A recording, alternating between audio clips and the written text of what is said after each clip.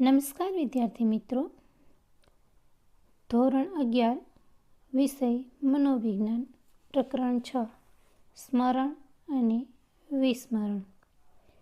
આગળના વિડીયોમાં એટલે કે પાર્ટ 2ની અંદર આપણે સ્મૃતિના પ્રકારો જેમાં સાંવેદનિક સ્મૃતિ, ટૂંકા ગાળાની સ્મૃતિ અને લાંબા ગાળાની સ્મૃતિ તેમના વિશે અભ્યાસ કરી ગયા.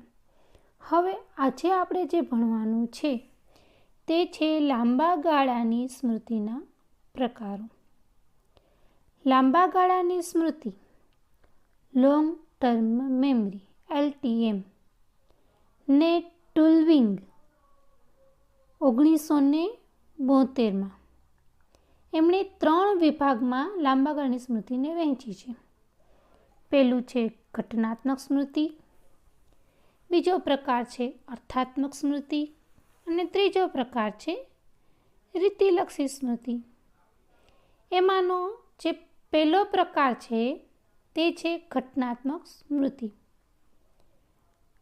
જેને આપણે સમજવા પ્રયત્ન કરીએ.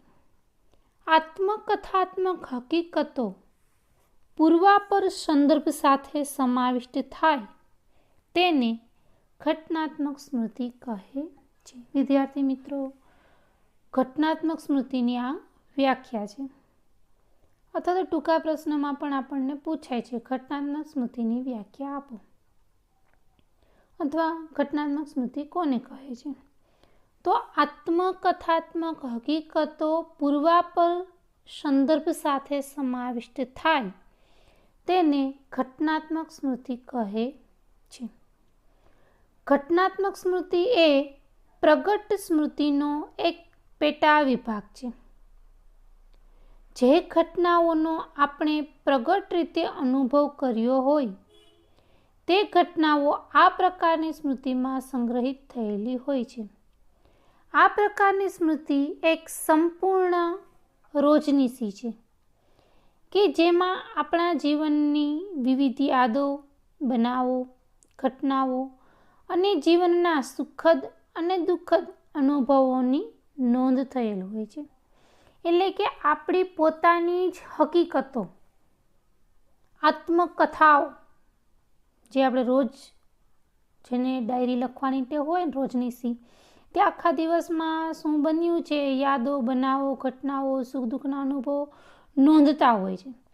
તો આ ઘટનાત્મક સ્મૃતિ એ આ આત્મકથાત્મક આપણી પોતાની જ બાબતો છે એની નોંધ રાખે છે. જીવનમાં આપણે જે લોકોને મળ્યા હોઈએ, આપણે જે સ્થળો જોયા હોય કે આપણને વ્યક્તિગત જે અંગત અનુભવો થયા હોય તેની નોંધ તેમાં રહેલી હોય છે. ભૂતકાળમાં આપણે માઉન્ટ આબુ કે કુલુ મનાલી ફરવા ગયા હોઈએ, કોઈ સગા સંબંધીના લગ્નમાં મુંબઈ, દિલ્હી કે કલકત્તા ગયા હોઈએ તો તે લાંબા ગાળાની સ્મૃતિના કારણે જ યાદ રહે છે. આપણા કોઈ અંગત સ્નેહીજનનું મૃત્યુ નાની ઉંમરમાં થયું હોય કે કોઈ અકસ્માતમાંથી આપણે પ્રત્યક્ષ રીતે બચી ગયેલા હોઈએ, અચાનક જ અકસ્માત જોરદાર થાય છે અને કુદરતી રીતે જ એમાં ઘણા બધા લોકો છે એ મૃત્યુ પામે, પરંતુ જો આપણે એમાંથી બચી ગયા હોઈએ ને તો એ આપણને જીવનભર યાદ રહી જાય છે. પ્રાથમિક શાળામાં કયા શિક્ષક આપણને વધુ રમાડતા હતા કે કયા શિક્ષક આપણને વધુ લેસન આપતા હતા તે આજ સુધી યાદ રહેવાનું કારણ ઘટનાત્મક સ્મૃતિ જ છે, જે આપણી સાથે સંકળાયેલી છે. આપણી આત્મકથાત્મક હકીકતો છે એનો સમાવેશ આ ઘટનાત્મક સ્મૃતિની અંદર થાય છે. ત્યાર પછી હવે આપણે એનો બીજો પ્રકાર જોઈએ, અર્થાત્મક સ્મૃતિ. અર્થાત્મક સ્મૃતિ એ એવી સ્મૃતિ છે કે જેમાં રોજબરોજની વસ્તુઓ, તથ્યો, સામગ્રીઓ અને ભાષાઓ વિશેનું એક સંગઠિત જ્ઞાન સંચિત હોય છે. તેને સામાન્ય જ્ઞાનની સંગઠિત સ્મૃતિ પણ કહે છે, જેની અંદર જનરલ નોલેજ, સામાન્ય જ્ઞાન, રોજબરોજની વસ્તુઓ છે, સામગ્રીઓ છે, બીજી ભાષાઓ વિશેનું જે જ્ઞાન એકઠું થાય છે, સંચિત થાય છે, તે છે અર્થાત્મક સ્મૃતિ. તેથી તેને શું કીધું છે? સામાન્ય જ્ઞાનની સંગઠિત સ્મૃતિ. આથી જ તેને સામાન્ય સ્મૃતિ પણ કહે છે. અર્થાત્મક સ્મૃતિમાં સરવાળા, બાદબાકી, ગુણાકાર, ભાગાકાર કે સૂત્રોની સરળતાથી જ સમજ મળે છે. વિદ્યાર્થી મિત્રો, આ પ્રશ્ન ઘણી વખત પૂછાય છે કે સરવાળા, બાદબાકી, ગુણાકાર, ભાગાકાર કે સૂત્રોની સરળતાથી જેની સમજ મળે છે તે સ્મૃતિનો કયો પ્રકાર છે? તો અર્થાત્મક સ્મૃતિ. બરાબર, ખાસ યાદ રાખજો. ત્યાર પછી એ જ રીતે ધાર્મિક ચિહ્નોના આધારે કયું ચિહ્ન કયા ધર્મનું સૂચન કરે છે તે પણ જાણી શકાય છે. જેમ કે સ્વસ્તિક છે તો તે હિન્દુ ધર્મનું ચિહ્ન છે, જ્યારે ચંદ્ર સાથે જે સ્ટારની નિશાની છે તો ઇસ્લામ ધર્મનું છે. તો આપણે એ ધાર્મિક ચિહ્નોને આધારે કયું ચિહ્ન કયા ધર્મનું સૂચન કરે છે તે પણ જાણી શકાય છે. એનું કારણ છે અર્થાત્મક સ્મૃતિ. વળી વિવિધ દેશના રાષ્ટ્રધ્વજમાં રહેલા ચિહ્નો અને રંગોના આધારે આપણે તેનું વર્ણન અને અર્થઘટન પણ કરતા હોઈએ છીએ. જેમ કે આપણો જ રાષ્ટ્રધ્વજ છે ભારત દેશનો, તેના વિવિધ રંગોને આધારે આપણે દરેક રંગનું અલગ અલગ રીતે વર્ણન કરીએ છીએ, અર્થઘટન પણ કરીએ છીએ. એ જ રીતે જુદા જુદા પ્રકારના પ્રત્યયો દ્વારા પણ પ્રાણી, પક્ષી કે જીવજંતુના પેટા વર્ગોના અર્થને આપણે સમજી શકીએ છીએ. જેમ કે 4 પગ હોય તો તે પ્રાણી હોય, 2 પાંખ હોય તો તે પક્ષી હોય. આમ અનેક જીવજંતુના પેટા વર્ગોના અર્થને પણ આપણે સમજી શકીએ. એનું કારણ છે અર્થાત્મક સ્મૃતિ. ત્યાર પછીનો લાંબા ગાળાની સ્મૃતિનો ત્રીજો પ્રકાર છે તે છે રીતિલક્ષી સ્મૃતિ. રીતિલક્ષી સ્મૃતિ એ એક પ્રકારની કૌશલ્ય શક્તિને પ્રગટ કરે છે. કઈ સ્મૃતિ કૌશલ્ય શક્તિને પ્રગટ કરે છે? તો રીતિલક્ષી, કે જેમાં આપણે ભૂતકાળમાં કોઈ પણ વસ્તુ શીખ્યા હોઈએ તો તે આપણને જીવન પર્યંત યાદ રહે છે. જેમ કે શાળાએ જતા શીખેલી સાયકલ આપણને કાયમ માટે ચલાવતા આવડે જ છે. એવી જ રીતે આપણે કોઈ એકવાર કાર શીખીએ, સ્કૂટર કે કોમ્પ્યુટર એકવાર શીખી ગયા પછી જીવનભર ભૂલાતું નથી. રસોઈ કરતાં એકવાર આવડી ગયા પછી એ સ્મૃતિ કાયમી રહેતી હોય છે. એ જ પ્રકારે જુદા જુદા ધર્મના લોકો પોતપોતાના ધાર્મિક સ્થળોએ દર્શન કરવા માટે જાય છે ત્યારે પોતાના ધર્મની પરંપરા પ્રમાણે પ્રાર્થના કરતા જોવા મળે છે. આપણે ખાસ કરીને હિન્દુ છે તો 2 હાથ જોડીને નમન કરતા હોઈએ છીએ અથવા દંડવત પ્રણામ કરતા હોઈએ છીએ. ઇસ્લામ ધર્મમાં વળી નમાઝ પડતા હોય છે 2 હાથ આગળ રાખીને. તો ક્રિશ્ચિયન ધર્મની અંદર પણ આપણે જોઈએ છીએ કે લોકોની પ્રાર્થના કરવાની રીત અલગ છે. તો આ કૌશલ્ય એટલે એક પ્રકારનું કાર્ય છે. કૌશલ્યનો અર્થ થાય છે કાર્ય કરવાની શક્તિ. એ કૌશલ્યને પ્રગટ કરે છે જે દરેક ધર્મમાં અલગ અલગ હોય છે. આમ રીતિલક્ષી સ્મૃતિ એ કૌશલ્યયુક્ત સ્મૃતિ છે. પછી આપણે જોઈએ તો લાંબા ગાળાની અને ટૂંકા ગાળાની સ્મૃતિ વચ્ચેનો તફાવત. વિદ્યાર્થી મિત્રો, આ પ્રશ્ન પણ પરીક્ષામાં પૂછાઈ શકે તેવો છે. બરાબર, આપણે ટૂંકા ગાળાની સ્મૃતિનો પણ અભ્યાસ કરી ગયા અને લાંબા ગાળાની સ્મૃતિનો પણ અભ્યાસ કરી ગયા. હવે બંને વચ્ચેના તફાવતને જોવાનો છે. ટૂંકા ગાળાની સ્મૃતિ અને લાંબા ગાળાની સ્મૃતિના તુલનાત્મક અભ્યાસો કેટલાક મનોવૈજ્ઞાનિકોએ કર્યા છે. જેમાં આપણે પહેલો મુદ્દો જોઈએ તો ટૂંકા ગાળાની સ્મૃતિમાં માહિતીના સંગ્રહની અવધિ 2 થી 30 સેકન્ડની બતાવી છે. જ્યારે લાંબા ગાળામાં માહિતી સંગ્રહની આવી કોઈ સમય અવધિ હોતી નથી.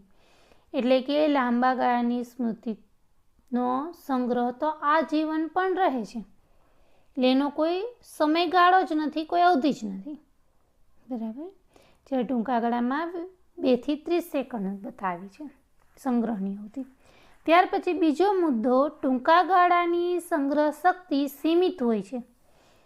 મિલરના મત અનુસાર ટૂંકા ગાળાની સંગ્રહ સ્મૃતિ 7+2 અથવા તો 7-2, એટલે કે 7, કોઈની જો સ્મૃતિ ખૂબ સારી હોય તો સામાન્ય રીતે આપણે 7 આંકડા યાદ રાખીએ છીએ. સારી સ્મૃતિ હોય તો 7 ને 2 9 આંકડા યાદ રાખી શકે.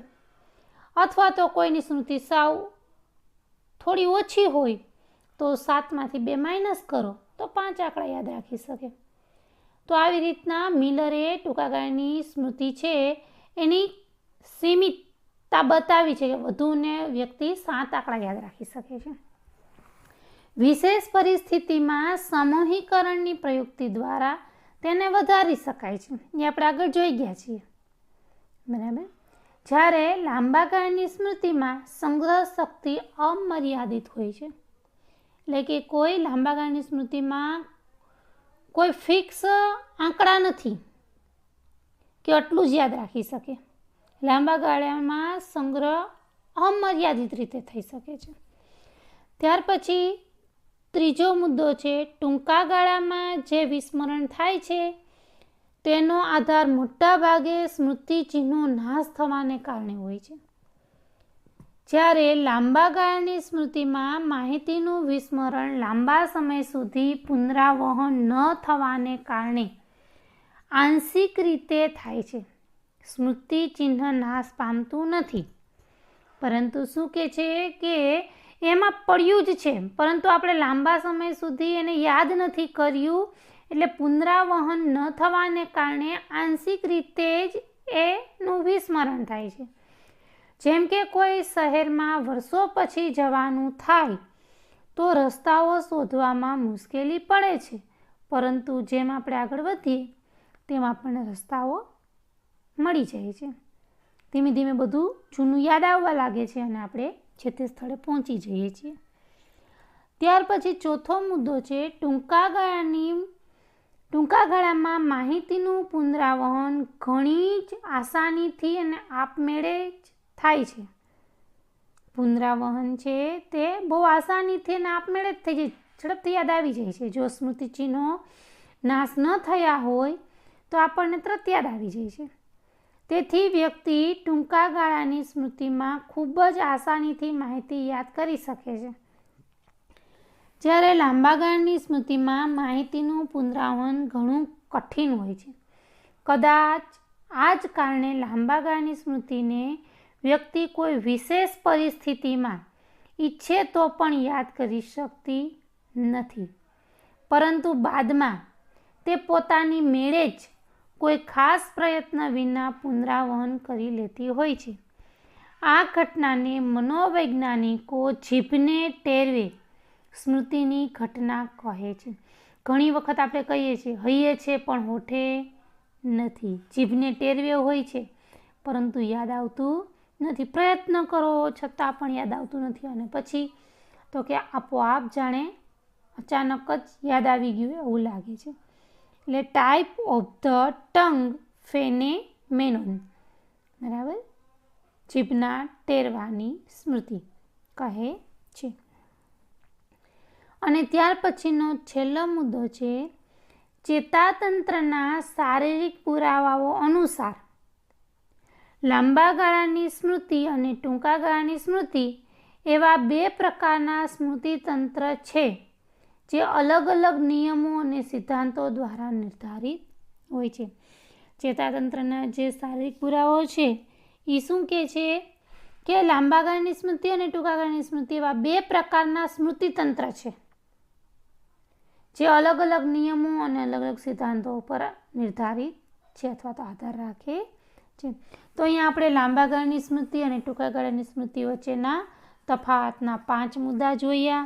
માં પહેલો મુદ્દો જોયો સંગ્રહની અવધિ, ત્યાર પછી સંગ્રહ શક્તિની સીમિતતા, ત્યાર પછી આપણે મુદ્દો જોયો વિસ્મરણ થવાનું કારણ, ત્યાર પછી ચોથો મુદ્દો જોયો પુનરાવહન કઈ રીતે ટૂંકા ગાળાની સ્મૃતિમાં થાય છે અને લાંબા ગાળાની સ્મૃતિમાં થાય છે, અને 5મો મુદ્દો શારીરિક પુરાવાઓ ચેતાતંત્રના. બરાબર.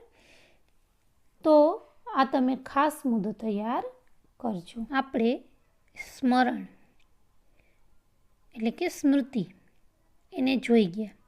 હવે વિસ્મરણનો અર્થ અને તેના નિર્ધારકો વિશે માહિતી મેળવીશું.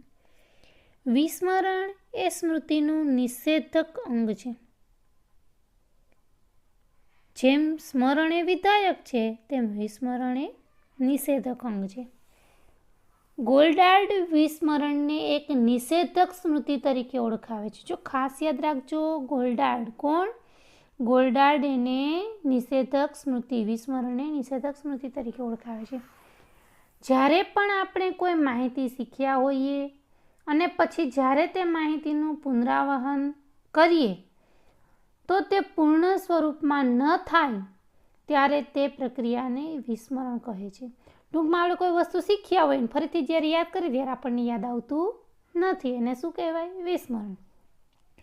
મોટાભાગના લોકો વિસ્મરણને એક સાપ ગણે છે.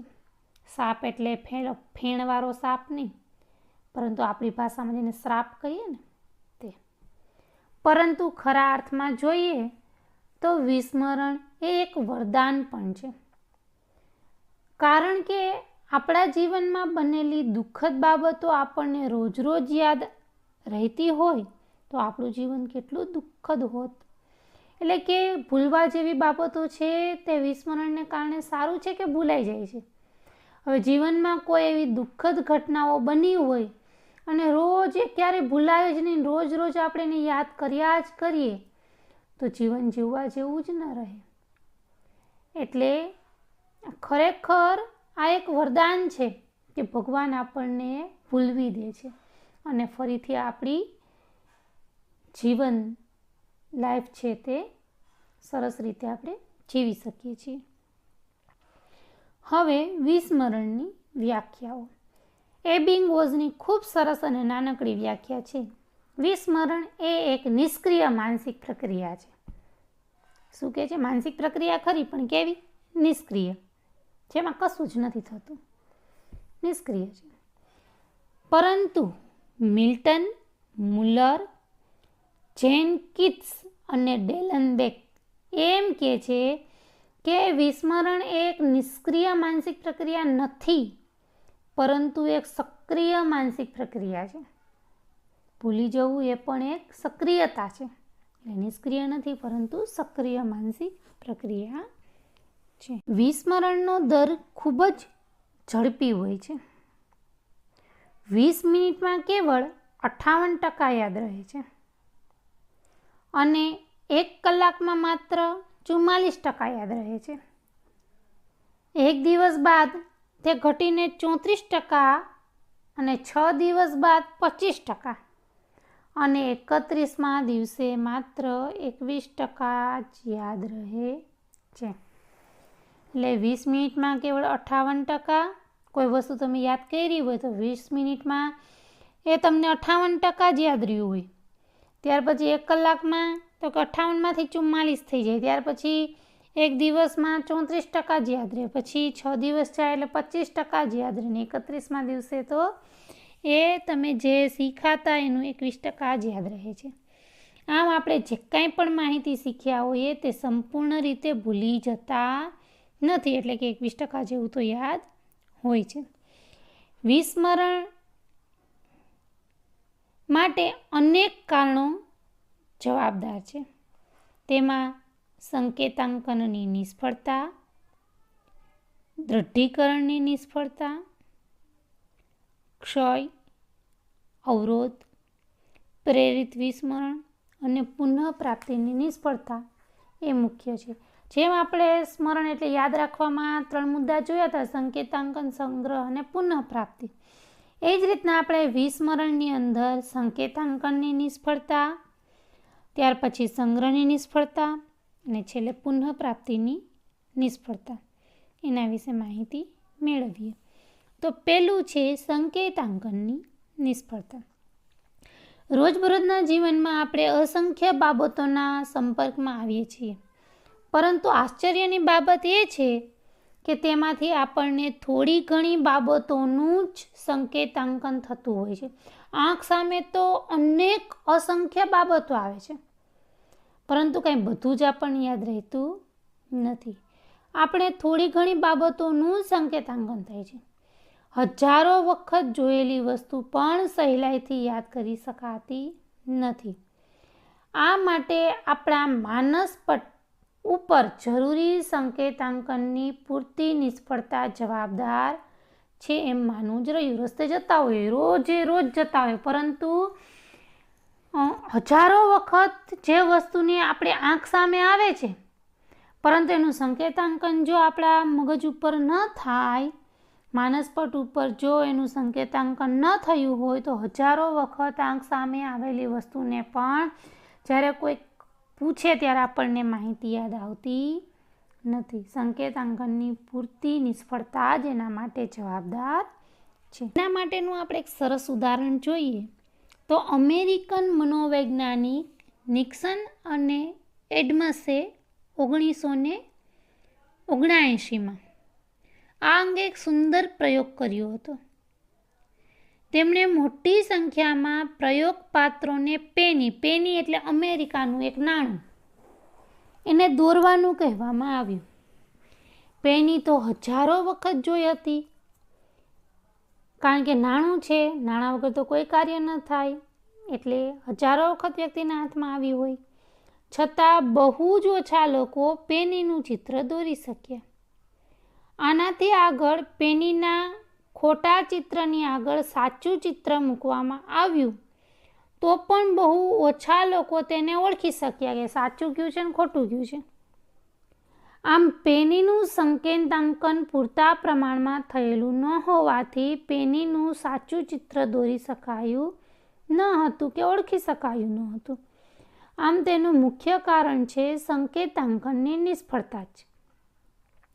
આપણને જ હજારો વખત રૂપિયાનો સિક્કો અથવા તો નવી હમણાં ચલણી નોટો આવી છે, એ આપણને અનેક વખત અત્યારે હાથમાં આવી ગઈ હશે, પરંતુ જો આપણને કોઈ એક ચલણી નોટનું ચિત્ર દોરવાનું કહે અથવા તો ખાલી એમાંથી સાચી કઈ છે ચલણી નોટ એ ઓળખવાનું કહે, તો પણ આપણા હાથમાંથી અનેક વખત એ નોટ સરકી ગયા પછી પણ આપણે કદાચ ન જ ઓળખી શકીએ, કારણ કે આપણે વ્યવહાર કરીએ છીએ, પરંતુ એ નોટનું સંકેતાંકન આપણા માઇન્ડમાં ન થયું હોય. એ જ પ્રમાણે આપણામાંથી બહુ જ ઓછા લોકોને ખબર હશે કે આપણી ચલણી નોટમાં કેટલી ભાષામાં ચલણનું નામ લખેલું હોય છે.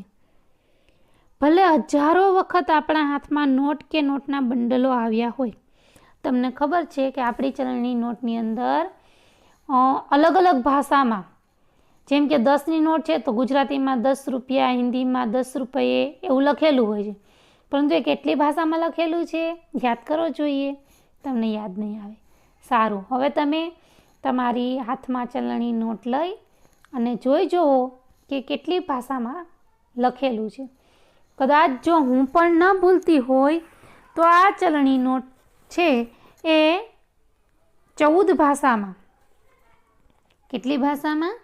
એનું 14 ભાષામાં ટ્રાન્સલેશન થયેલું છે અલગ અલગ રીતે, બરાબર.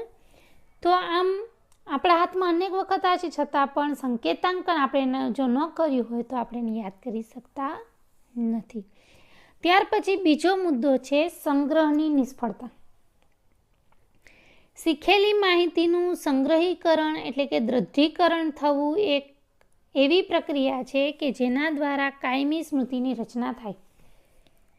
જ્યારે આ પ્રક્રિયામાં કોઈ વિક્ષેપ પડે છે ત્યારે મોટા ભાગે કાયમી સ્મૃતિની રચના થતી નથી. આપણે જાણીએ છીએ કે કોઈ પણ નવી બાબત કે માહિતી શીખવામાં જો સંવેદનની અસરકારકતા ન હોય તો તે માહિતી પૂરતા પ્રમાણમાં આપણા માનસપટ પર સંગ્રહિત થતી નથી. જેના કારણે આપણને જ્યારે માહિતીની જરૂર હોય ત્યારે પૂર્ણ સ્વરૂપમાં કે યથોચિત સ્વરૂપમાં યાદ આવતી નથી. એનું મુખ્ય કારણ સંગ્રહની નિષ્ફળતા છે. અકસ્માત થયો હોય કે કોઈ ગંભીર પ્રકારની ઈજા થઈ હોય કે તીવ્ર ડિપ્રેશન માટે વિદ્યુત આંચકા ઉપચારની સારવાર લેવામાં આવી હોય તેવા કિસ્સામાં વ્યક્તિ પોતાની સભાનતા ગુમાવતી હોય છે અને તેના લીધે તેના મસ્તિષ્કમાં પૂરતા પ્રમાણમાં માહિતીનો સંગ્રહ એટલે કે દ્રઢીકરણ થતું નથી. શું થયું હતું એને ઝડપથી યાદ આવતું નથી. બરાબર. આમ માહિતીના સંગ્રહની નિષ્ફળતાને કારણે પણ ઘણીવાર સ્મૃતિ પૂરતા કે કાયમી પ્રમાણમાં રહેતી નથી. ત્યાર પછી વિસ્મરણનો ત્રીજો મુદ્દો છે પુનઃપ્રાપ્તિની નિષ્ફળતા. એક વસ્તુ આપણે જે જગ્યાએ મૂકતા હોઈએ તે જ વસ્તુ બીજી જગ્યાએ મુકાઈ જાય તો તે વસ્તુ આપણને જડતી નથી. આ દરેકનો અનુભવ હશે.